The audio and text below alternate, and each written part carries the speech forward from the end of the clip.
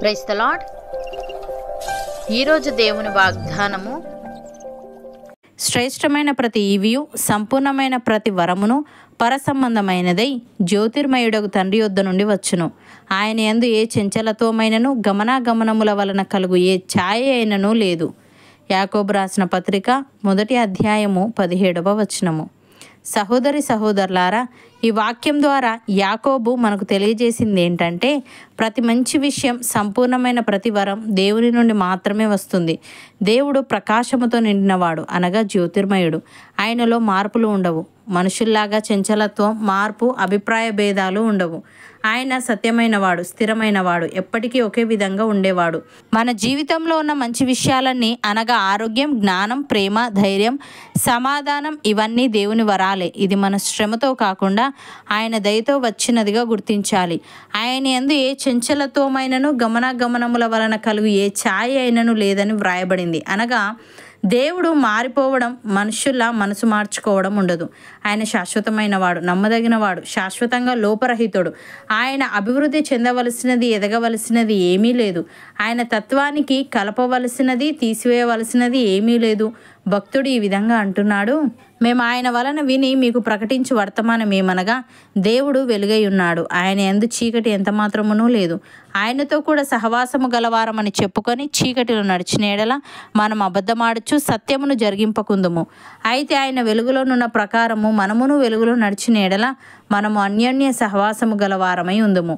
అప్పుడు ఆయన కుమారుడైన యేసు రక్తము ప్రతి పాపము నుండి మనలను పవిత్రులనుగా చేయును అని. ప్రియులారా, మీ అపరాధముల చేతను పాపముల చేతను మీరు చచ్చిన వారై ఉండగా ఆయన మిమ్మల్ని క్రీస్తుతో కూడా బ్రతికించెను. మీరు వాటిని చేయిచు వాయుమండల సంబంధమైన అధిపతిని, అనగా అవిధేయులైన వారిని ఇప్పుడు ప్రేరేపించే శక్తికి అధిపతిని అనుసరించి ఈ ప్రపంచ ధర్మము చొప్పున మునుపు నడుచుకుంటేరి. వారితో కలిసి మనం అందరమును శరీరం యొక్కయు మనస్సు యొక్కయు కోరికలను నెరవేర్చుకొనుచు మన శరీరాశలను అనుసరించి మునుపు ప్రవర్తించుచు కడమ వారి వలనే స్వభావ సిద్ధముగా దైవోగ్రతకు పాత్రులమై ఉంటిమి.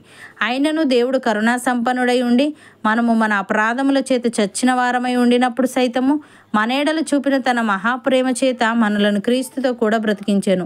కృపచేత మీరు రక్షింపబడి ఉన్నారు. క్రీస్తు యేసునందు ఆయన మనకు చేసిన ఉపకారము ద్వారా అత్యధికమైన తన కృపామహదైశ్వర్యమును రాబో యుగములలో కనపరుచు నిమిత్తము క్రీస్తు యేసునందు మనలను ఆయనతో కూడా లేపి పరలోకమందు ఆయనతో కూడా కూర్చుండబెట్టెను. యేసయ్య ఈ విధంగా అంటున్నాడు, తండ్రి, ఆకాశమునకును భూమికిని ప్రభువా, నీవు జ్ఞానులకును వివేకులకును ఈ సంగతులను మరుగు చేసి పసిబాలురకు బయలుపరుచినావని నిన్ను స్తుతించుచున్నాను. అవును తండ్రి, ఇలాగు చేయుట నీ దృష్టికి అనుకూలమాయను. సమస్తమును నా తండ్రి చేత నాకు అప్పగింపబడి ఉన్నది. తండ్రిగాక ఎవడునూ కుమారుని ఎరుగడు, కుమారుడుగాకను కుమారుడెవనికి ఆయనను బయలుపరచను ఉద్దేశించునో వాడుగాకను మరి ఎవడునూ తండ్రిని ఎరుగడు. ప్రయాసపడి భారము మోసుకొనుచున్న సమస్త జనులారా, నా యొద్దకు రండి, నేను మీకు విశ్రాంతి కలుగజేతును. నేను సాత్వికుడను దీన మనస్సు గలవాడను గనుక మీ మీద నా కాడి ఎత్తుకొని నా యొద్ద నేర్చుకొనుడి, అప్పుడు మీ ప్రాణములకు విశ్రాంతి దొరుకును. ఏలి అనగా నా కాడి సులువుగాను నా భారము తేలికగాను ఉన్నవి అని. సహోదరి సహోదరులారా, మనము మనుషుల సాక్ష్యం అంగీకరించుచున్నాము కదా, దేవుని సాక్ష్యము మరి బలమైనది. దేవుని సాక్ష్యము ఆయన తన కుమారుని గూర్చి ఇచ్చినదే. దేవుని కుమారుని యందు విశ్వాసముంచువాడు తనలోనే ఈ సాక్ష్యము కలిగి ఉన్నాడు.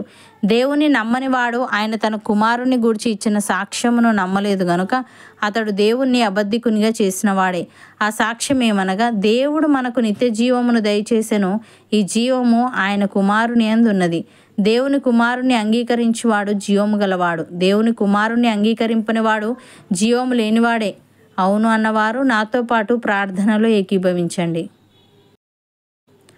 పరిశుద్ధుడా, ప్రేమగల తండ్రి, శ్రేష్టమైన ప్రతి ఈవియు సంపూర్ణమైన ప్రతి వరమును పరసంబంధమైనదై జ్యోతిర్మయుడగు నీ యొద్ద నుండి వచ్చునని, నీ యందు ఏ చంచలత్వమైనను గమనాగమనముల వలన కలుగు ఏ ఛాయ అయినను లేదని, మా జీవితంలో ఉన్న మంచి విషయాలన్నీ, అనగా ఆరోగ్యం, జ్ఞానం, ప్రేమ, ధైర్యం, సమాధానం, ఇవన్నీ నీ వరాలేనని నీవు తెలియజేశావు. తండ్రి, నీకు స్తుతులు.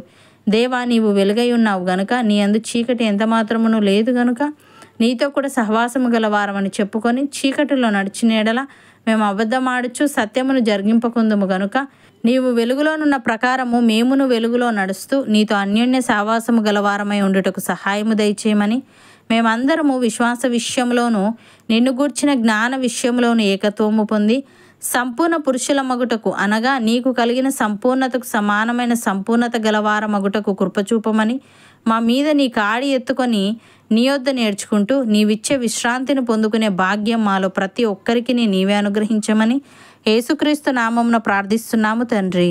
ఆమెన్.